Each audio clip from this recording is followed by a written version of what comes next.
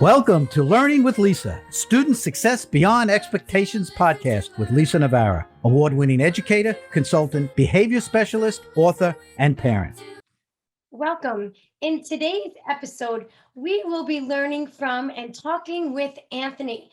Anthony considered himself as a young student and a lifelong learner now as a twice exceptional student. Anthony is going to help us to understand your child or your students who you know are struggling, but they need help, but they can't get those precious services through the schools because their grades are just too high. Anthony has come such a long way. He's embraced being twice exceptional. You're going to love the way that he is going to reach your hearts as well as your students. Anthony has become a science teacher who then developed into an assistant principal and is currently the director of admissions at a very special private school here on Long Island. So welcome, Anthony. Thanks for having me. I was so thrilled to just have a conversation with you before deciding even, is this a good fit for our listeners? And it was blown off the charts. Absolutely. So when we say twice exceptional, Anthony, can you just run with it? Tell us your story. Tell us what that means. Sure, absolutely. All right, so twice exceptional, or 2E as it's called in the business, is a relatively new term. And it really refers to a student with really high IQ, essentially, and it's usually coupled with another thing like ADHD or anxiety, or it could be just sort of depression, school avoidance, things that the student itself has the most potential, but then there's some sort of learning obstacle. And that's kind of the thing is that with 2E kids, it's really a very fine balance between really finding their full potential and helping them manage their ADHD or their learning disability. So that's kind of like the one thing about the journey of 2E. Now that I get to work with them, it's just such a great experience. And, a little bit of my background. So as a student, I went to Catholic schools. I grew up in the 70s and 80s. This is before special ed. The kind of special ed didn't really take place until 1975-ish, roughly. So I'm already in school. And one of the things back then was Iowa tests and IQ tests. It was a really big thing. And, we, having worked with parents and students, one of the things that you realize is that a lot of how a student is prepared for school is really about the parenting. We can go down a lot of rabbit holes about parenting, about being too, helicopter parent or really super permissive. I was born 1967 to a bunch of hippies. They had no idea. They were 18 years old. They were like, we got a kid. This is really cool and funny and groovy, and had no idea what they had their hands full. And I remember they did their best. They sent me off to Catholic school, and one of the tests determined that I had a really high IQ. And I'll never forget the day that they literally pulled me into a room and told me about the score. And they were like, you have so much potential, and we're immediately now moving you into honors level courses. I will tell you, it was probably the worst day of my school. Like, it was literally the thing that I regretted the most. Like, it was kind of like you turned my world upside down. You're putting with people I don't want to be with. You're making me do work I am not interested in. And it was all because I performed really well on a test and I had potential. And so that's kind of like one of those things where, all right, everybody's got eyes on you. You have a tremendous amount of potential. They see me as, okay, they can handle it academically, but they had no idea my ADHD was out of control. They had no idea that it was manifesting in different ways and making me, react in certain ways. And so that was kind of the really messy way I was introduced to school. And it was almost kind of like this balance of like, school for me, learning became super easy. I had a photographic memory. I could look at a book, look at it for a few minutes, close the book, memorize it. I could sit in a lecture, hear what they say, and totally remember what they said. Watch it on video, totally get it. Ask me to write a note, ask me to copy it down. I had zero interest. And so it became like this exercise in futility of like, how much can I give to get just enough grades so they back off of me, but I didn't want to really give the whole thing. And so that was really kind of the intro to school for me, which is one of this, like, these things, you know, and especially even now, like back in the day when I was in high school in the 80s, college wasn't such a thing as much as you need to go out and get a job. You need to go get a job with benefits. My dad, union worker for 48 years, like it was all about finding a job. And so that mindset of like, you don't really need college. You just need to go to work. That was the one piece of it that they didn't understand. And then the other piece of like, they just had no idea how I related to learning and what was really good for me. And it was a lot of pressure to do what others thought I had the potential to do. And I think that is a common theme that really kind of, when I got into education, that was the first thing that I recognized. I'm like, listen, everybody's built differently. I realized that the 30, 40, 120 kids I see in a day, all of them have total different journeys. And yeah, most of them are on the right journey and kind of got it, but there's so many that are falling to the wayside. And so that's kind of how I was drawn to teaching. So I'm like, oh, this is where I can kind of share my journey, my impact, and help those kind of manage that situation. And that's kind of really, when I left the classroom, one of the things I always worried about, like, oh, I'm not going to be able to impact the kids in front of me. And then once I became an administrator, I realized how much more of an impact I have, not just on the kids, but on their families. Because we go a lot, especially like social emotional learning. A lot of what we see from kids experiencing social emotionally are coming from their parents. And that's no fault of the parents. We're all trying to figure it out. I'm a parent myself. We're all trying to kind of figure it out when it's messy and murky. But I think parents don't really recognize sometimes that how they parent also provides an obstacle to their own child's learning. And that's kind of where I always want to pull back the curtain and be like, no, mom, it's okay. It's okay. They can't do a quadratic. It's fine. I don't have to do the quadratic. I learned it for a moment and then forgot it. It's okay. I teach science. It's okay. You don't know the steps of mitosis. It's fine. Google it.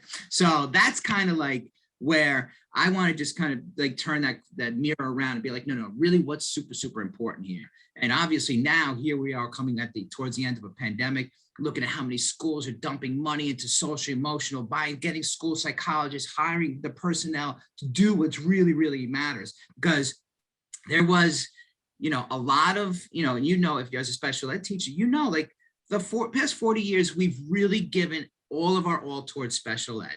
And if you look at now my background is in education administration. So I'm looking at it like that macro view, like, has it worked?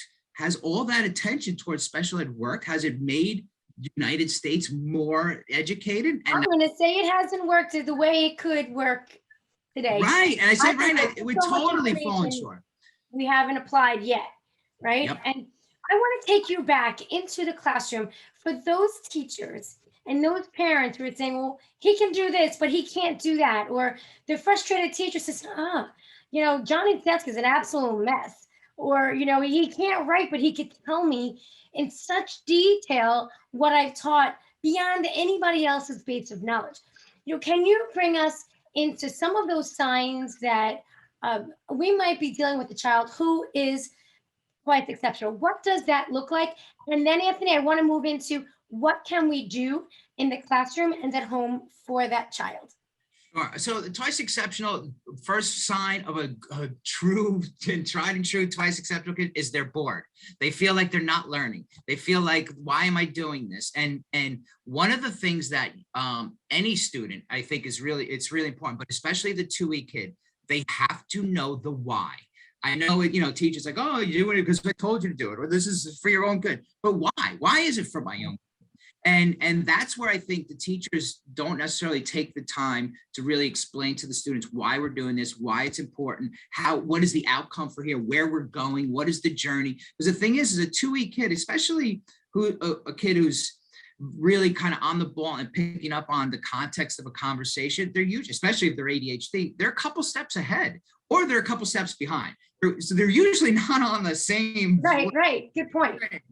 But the thing is realizing that, okay, wait, Johnny doesn't get the point. Let's back up. Let's go back into this and kind of bring it back to this. Or Johnny's way ahead of me. Hey, Johnny, no, come back here. I want to show you something else. So just being aware that the 2E kid is going to be really, really bored at times. And then you will also notice that the 2E kid will get super engaged on a single thing. So they might be really focused on, like, even a history. Oh, I have one kid, Communist Manifesto, wants to write one. You go on and on and on, has zero, like, doesn't want to like learn about the implications of that, but wants to write a manifesto. Okay, go for it. Just write, just go. And so it's that idea of, understanding that your 2E kid is really kind of exploring all avenues, and they just want almost somebody to kind of keep them in bounds. Like, no, this is going too far. And that's kind of where the 2E kid really needs the big support. And explaining, listen, we need to pay attention to these details. I love your passion and your interest and in that specific, substance of what we're learning about. Well, we need to be a little bit more well-rounded when writing about it because. Yep, absolutely. Okay, so it's a because.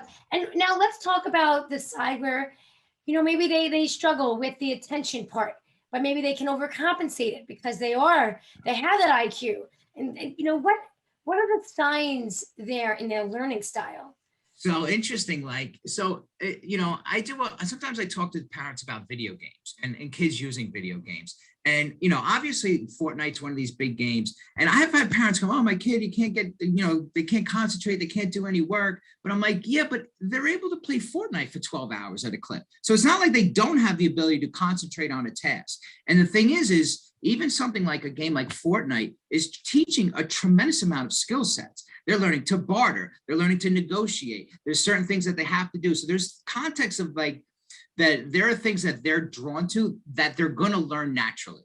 So that's kind of the thing, is tapping into that. So if you know that your child, listen, our kids have grown up able to swipe. They've watched us swiping on a phone. Like, it's funny. You watch a 3-year-old, they know how to move on it's insane. And the thing is we live in a world now where books are kind of obsolete. The encyclopedias don't really matter anymore. I can Google that information. So what I want you to do is I want you to be able to know how to access information, know how to know which information is correct, which information you're able to cite, which information you're able to contribute to. So that's kind of like the shift of where I think even us as learners back in our school, it's completely 100% different now. The students are hardwired. They are more likely to have friends that they have to take a plane to see than if they have one down the block. And right. The difference of like their worlds are really, really huge. They understand a lot of things that, the people like, younger generations just really took a long time to get. So just realize that, as much as you think especially now, oh, my kids, trust me, they are very tuned in, and they might be more tuned in than you. And that's the other thing, is that they might know stuff and being able to access information that you don't realize that they're able to access. And that's the other thing, is knowing what they know and really kind of having those conversations so that you're able, if you know that the thinking's there, if the values aren't there, you're able as a parent to kind of shift that, because that's kind of the playing field. Is you as a parent got to recognize that once your 10, 12, 13-year-old gets a phone, it's game off. Forget it. You have very limited say in what's happening. And what might be helpful too is if you have that child or that student who their world is the video game, get me out of school so I can go back home and play more. Having them understand, especially that Spice Exceptional student, but also it does apply to many other children also. Having them understand that video game is so engaging to them because the rewards and consequences are immediate. And so that's what really engages them in that. Having them understand that now we're asking you to sit down, we're asking you to do some work you may or may not be interested in. And now your brain is working in a whole different way than it would be given a computer or a device in front of you with this game that is designed to keep you moving and get that emotional rise and then draw back an emotional rise. So with that, knowing that we are going to experience different feelings learning, that's okay. Taking a deep breath, but also like what you're saying, get to know what the kids know. So if some of these games have some of these skills in there, teaching that child, that's a skill that you can actually use in real life. And that can be helpful. Now let's try and apply it. let's try and talk about it, like trying to grab them out of that, I've got to get back so I can start playing again. So is that kind of what you mean? Trying to make it a little relative to the here and the now? Yeah, absolutely. And I think too, obviously as a parent, you need to make sure you're setting boundaries. If your child, listen, I get it. I have a 10 and a 12-year-old. My son loves Fortnite. And there are times I fall asleep, I wind up waking up and I'm like, what are you still on the game for? Get it. Totally 100% get it. But you definitely need to have boundaries, and your child needs to understand those boundaries. The thing is the earlier better. It's very hard to go and start setting boundaries on a 17-year-old that you've never set boundaries on when they were 9 or 10. So that's kind of the other piece of it, is always start young, start early, always preach that as much as possible. But the other thing is even in the context of games, there are things that you can use those almost like for me, I'll be a perfect example. Like my son started playing MLB The Show, which is a lot about baseball. And what's really super, super cool is it has fostered his interest in baseball to play it.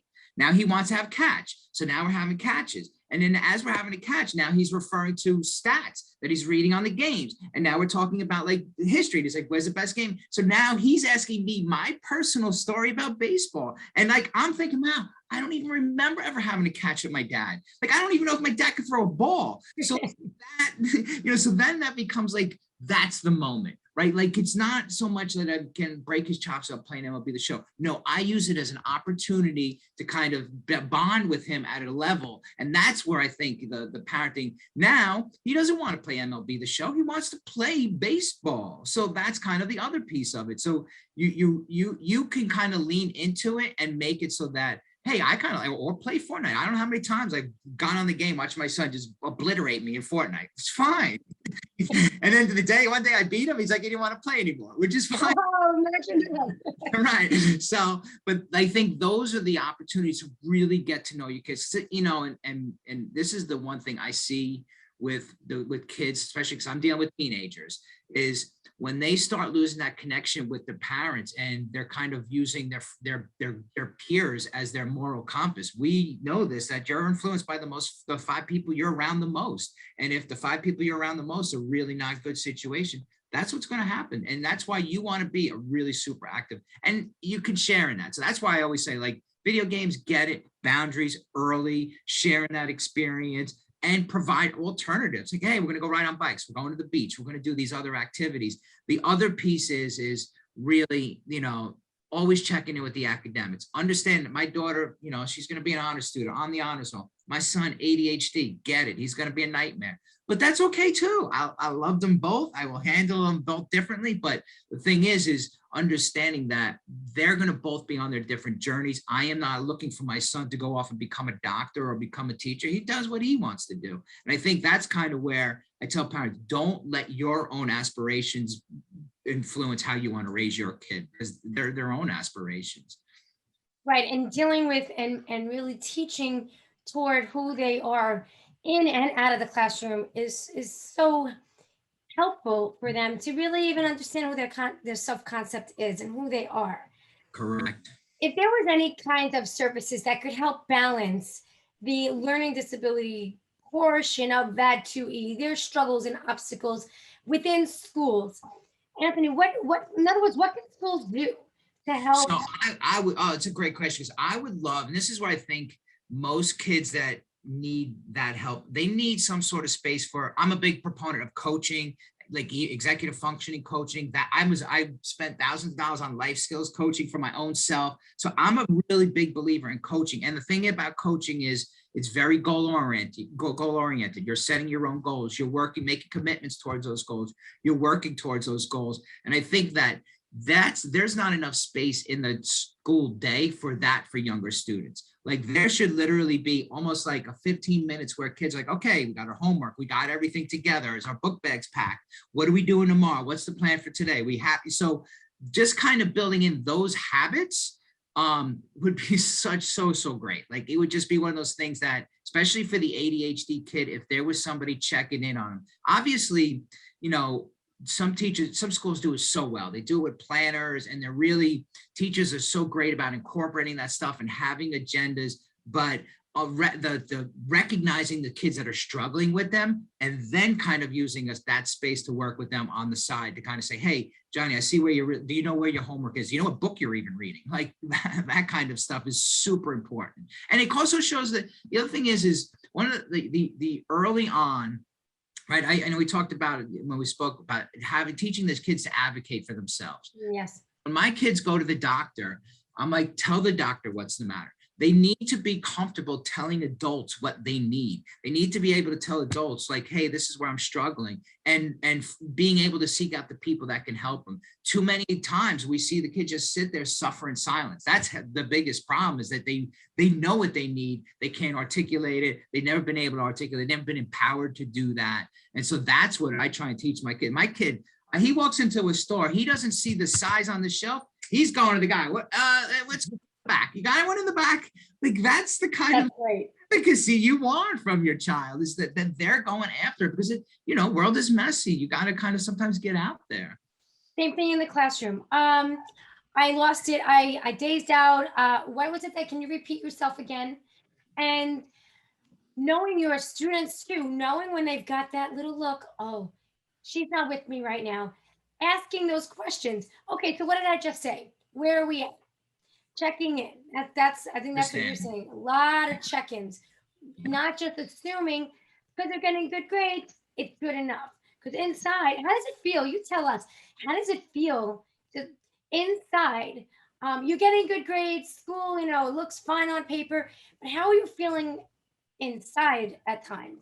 Yeah, and I will say another thing that happens with a lot of ADHD kids, especially the boys, that I was one of these that can't control, has to shout out the answer. And sometimes teachers will assume that he knows or she knows because they're shouting out answers. But there's a lot of times where you need to go back and check for understanding. Just because they're super willing participants doesn't mean they're always getting, and that's kind of that balance. With the best teachers, like when I'm observing teachers, I'm always saying, how are you checking for understanding? How do you know that he knew what you just said? And even the way teachers question, right? They'll even turn around and say, oh, so 2 + 2 is 4, right? And that right. Oh, yeah. Like, oh, yeah, right, totally. Yeah. I've even watched teachers teaching math, and they were talking the number line, and she was like using her hands and kind of, oh, you're telling the kid where the answer is. And she was like, oh my gosh. So teachers don't even realize that they're doing it. And that's why teachers got to be super reflective of their practice, really watch what they're saying and doing with those kind of types of kids. But it's so much fun to watch and show a teacher. Yeah, absolutely. Because everybody's always watching us, but we're really not always watching ourselves. Yep. So a lot of times what I'll do with students or even my clients is I'll ask them a question, and I'm really careful with the way that I use my words, the rhythm, the volume, the cadence, you name it. And then I'll keep my face neutral, and they're looking at me, and they're looking me up and down. What are they doing? Trying to read my face. They're trying to get to right. Your poker face. And they're not used to that. And I'm like, I'm doing this on purpose. I'm not telling you. Because as soon as you ask them a question, they always think one way or the other. They have like this preconceived answer without really thinking about it, completely independent of the person who's asking them the question. Yeah, totally. And I am my big like question that I always tell children is, tell me more. Tell me more. Yeah. And that's kind of like my way of doing it, because I am one of those very animated guys. It's very hard. I could not play poker. I would lose it. I'd be like, yeah, 4 aces. I'd be like, totally. Yeah. the worst. But understanding too that they're also picking up on that energy, good and bad too. Because I also, there might be kids that are totally freaked out by that, and you got to do that as well. So that's kind of like the nuanced piece of teaching it and really understanding your kids. And obviously now it's weird because everyone's about data and looking at test scores, and yeah, it does provide you some insight. But we know once you start going to getting down to the student's social emotional level, you really find what's stopping them from really truly learning. Absolutely. And when we talk about SEL skills and knowledge and that energy that we give off to them or they're giving off to us, I think that is so powerful. If people could only embrace it and know how to receive it and know how to manage it, their teaching will totally evolve in ways they haven't even imagined. Yeah. And so what I mean by that is, and tell me if you think this is relative to the student who is twice exceptional, but again, they're doing well in school, but you just, what is it with her? How do I reach her? If you can yourself, as the educator, take that breath so you can relax enough to almost feel what your student is feeling, that energy that they're giving out. You'll know if you're feeling a little bit, a little shaky or a little, I don't know, I don't feel so great right now. Then you have an inside clue as how they're feeling. And then you can actually teach that particular student to breathe when they need it, especially to calm their mind, calm their body, and then you'll have more of a chance to get meaningful check-ins where they're going to follow through on what's that next step. You think that's a helpful tip for this type of student? Yeah, absolutely. And thing is, I mean, I'm in a school where luckily it's one teacher, one student, right? So that relationship is at the forefront. And what I also recognize is not every student works with every teacher because of that. And there are some teachers that are really, really good at calming a student down. And then there's the teachers that are really super good at keeping the student, calm and then accountable, and keeping them so that they're doing their work. So the thing is a lot of students, especially ones that are really school avoiding or have, anxiety and depression, and they've gone through the system, have kind of learned how to play it a little bit. And sometimes they go full on advantage because mom and dad is like, oh my gosh, my son or daughter's broken. They're not going to never learn. And you kind of be like, no, they're not broken. We just got to kind of, give them a little push. They'll do that. And we push them in a really safe and a respectful way, and then empower them. And they themselves will kind of realize that, hey, if I'm taking care of these things, and I'm around people who are looking out for my best interest, then I'm ready to learn. And that's really true. Like we've had many teachers where a kid is just freaking out and she's like, all right, listen, let's put world history aside, forget about, my toast. Let's take a deep breath. Let's chill. Like, hey, did you watch, the new movie over the week? Like just kind of that, be human, because you're also a mentor too. And one of the things that we all do in every interview that I've had with a teacher, one question we always ask them is, listen, teaching is a really tough job. You are on the game from the second you walk in the building to the second you leave. And one of the things is we realize you've got to have balance in your life. And we always ask them, how do you play? How did you play when you were a kid? Because I want to hear how you were a student. I want to hear how you were a student. Because the thing is a lot of teachers, and you see this, were great students. They loved teaching. They loved like that. They used to play school. They sat at the front of the room and and their expectations sometimes, when we talk about like administrative, like people come with their mental models and they're thinking, oh, this kid needs to be like this. And meanwhile, I was the kid in the back of the room, could care less. I'm not handing in anything. I'm cutting when I can, all of those things. And realizing like, I could teach that kid. I could teach too cool for Absolutely. It's Absolutely. the ones that are like, oh, I really want to learn everything. I'm just like, oh gosh, please. Yeah, I don't know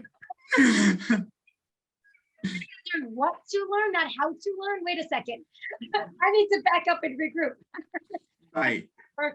I think what you're saying is, you said looking out for my best interest.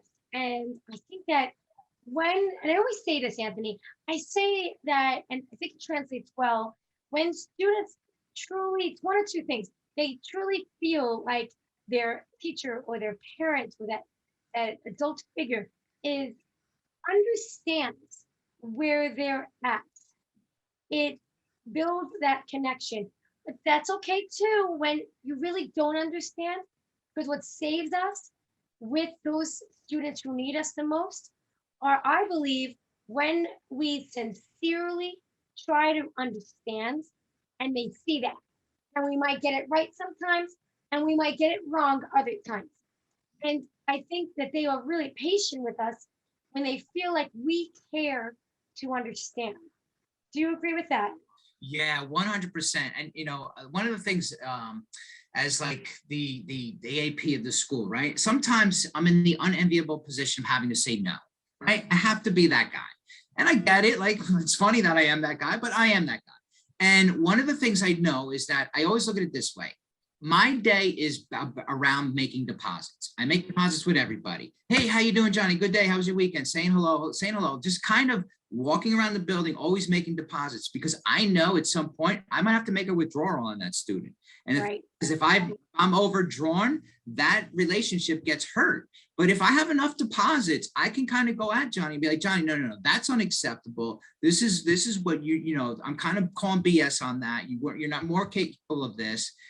If I have enough deposits, that's taken in a way where he takes that to heart. So that's kind of where we're always with the teachers: make deposits, build the relationship, because when you have to make that withdrawal, when you have to hold them accountable, you've done it in a loving way. You've set it up. I don't know if you've read the book by Kim Scott, Radical Candor. Like, I am a huge fan of Radical Candor. Like, tell me that there is spinach on my teeth, but you have to have it come from a loving place. And if it's not, it comes out as obnoxious aggression. Or, if you're just like kind of being compliant, letting it happen, that's not good either. But you can be in a loving, trusting relationship with somebody and be radically candid with them. And it's the same thing. Like when I do it with my teachers, and my teachers do it with their students, just really kind of, because the thing is it's one-to-one, and you're able to individualize everything for the student, everything, their experience, everything that goes into that.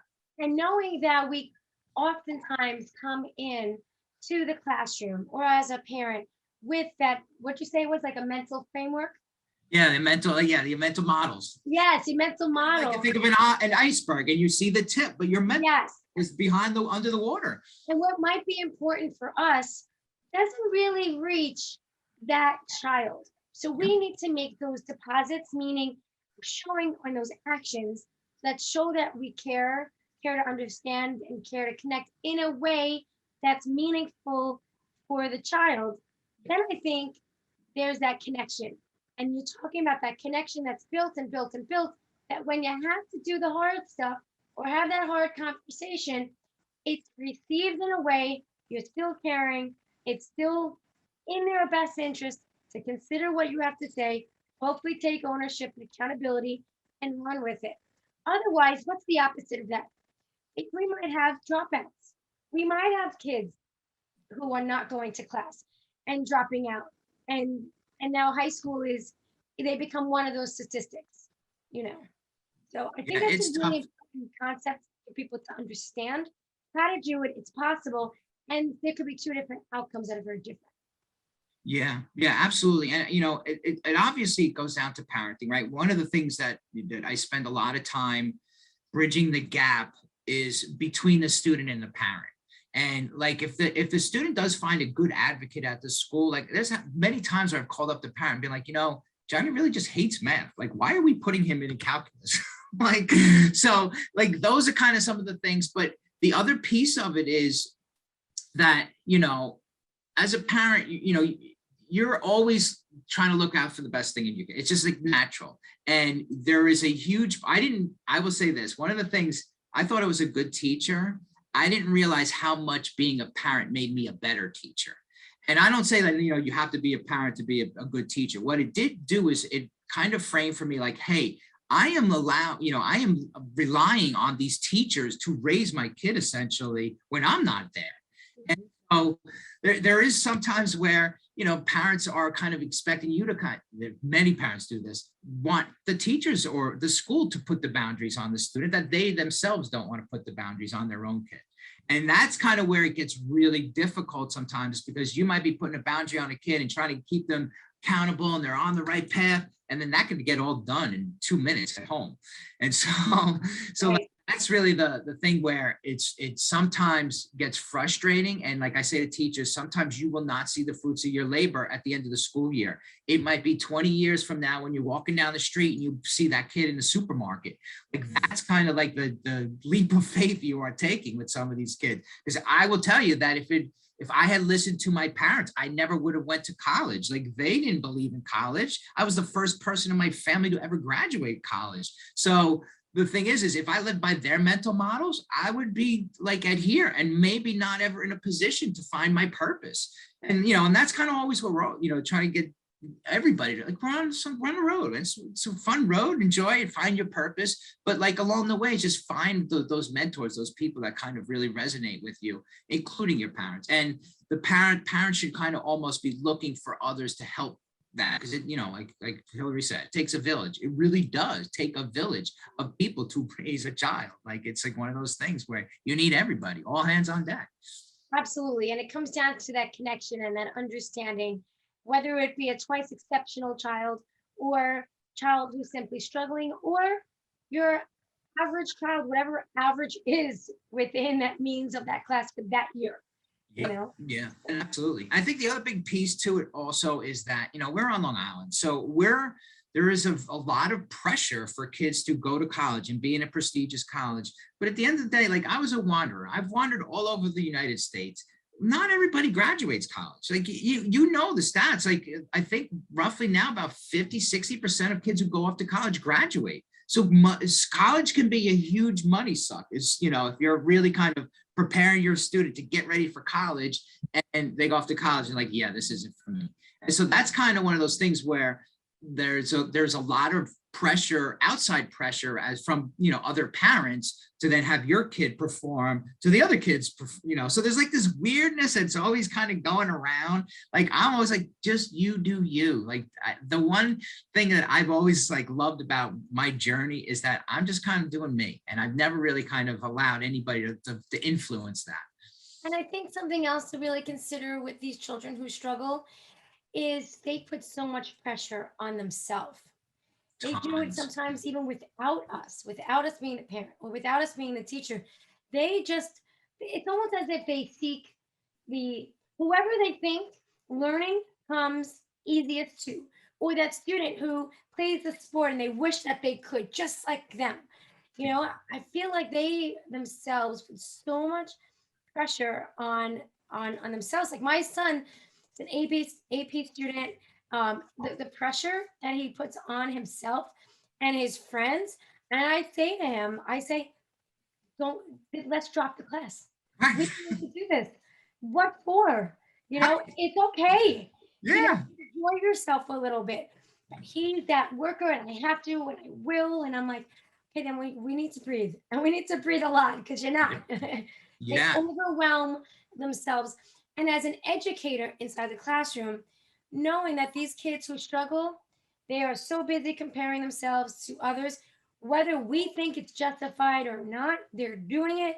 And we need to really help center them by showing them their little successes along the way. Not telling them they could do it, but showing them when they do. Yeah. And you're so right. Because the thing is there is a very, like middle school, I call them the hormonally challenged, right? So they're dealing with everything. Going through puberty and all the social aspects, and they're trying to find themselves. And then when you get to high school, there is definitely a divide. There are the group of kids who know, I'm going to be a doctor, I'm going to be an engineer, I'm going to be a lawyer, I'm going down this trajectory, I'm taking all AP courses, all honors, I'm going to be on the dean's list.